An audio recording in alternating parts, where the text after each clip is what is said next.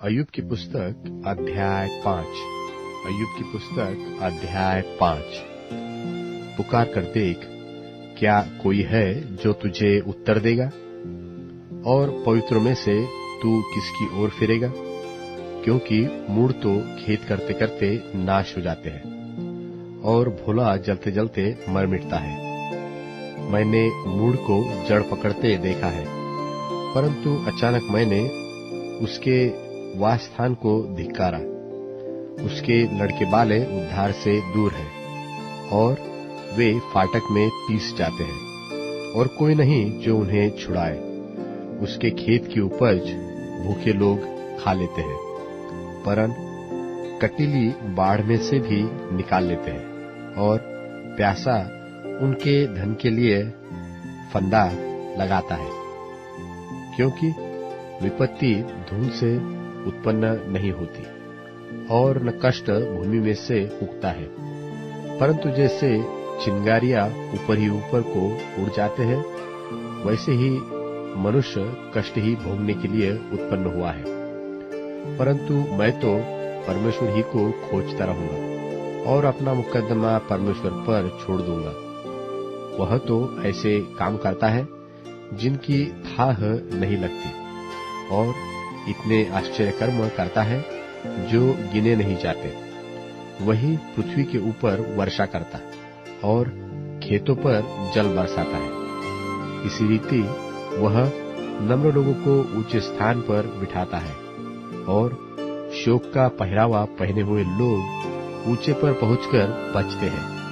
वह तो धूर्त लोगों की कल्पनाएं व्यर्थ कर देता है और उनके हाथों से कुछ भी बन नहीं पड़ता।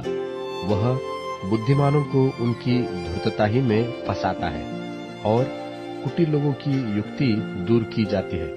उन पर दिन को अंधेरा छा जाता है और दिन दोपहर ही में वे रात की नाई टटोलते फिरते हैं। परंतु वह दरिद्रों को उनके वचन रूपी तलवार से और बलवानों के हाथ से बचाता है। इसलिए कंगालों को आशा होती है और कुटिल मनुष्यों का मुंह बंद हो जाता है। देख, क्या ही धन्य है वह मनुष्य जिसको परमेश्वर ताड़ना देता है।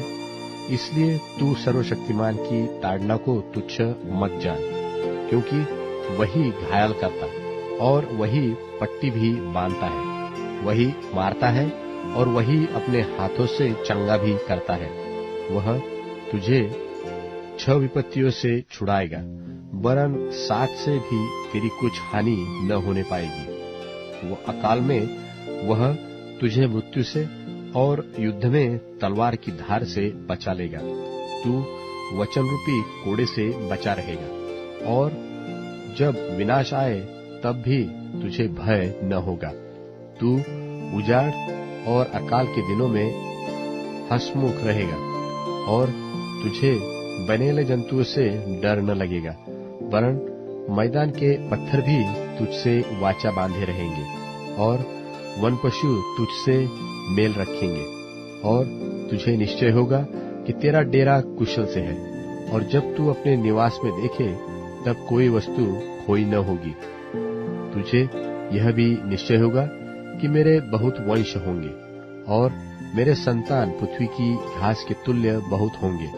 जैसे पुलियों का ढेर समय पर खलिहान में रखा जाता है, वैसे ही तू पूरी अवस्था का होकर कब्रों को पहुंचेगा। देख, हमने खोज खोज कर ऐसा ही पाया है। इसे तू सुन और अपने लाभ के लिए ध्यान में रख।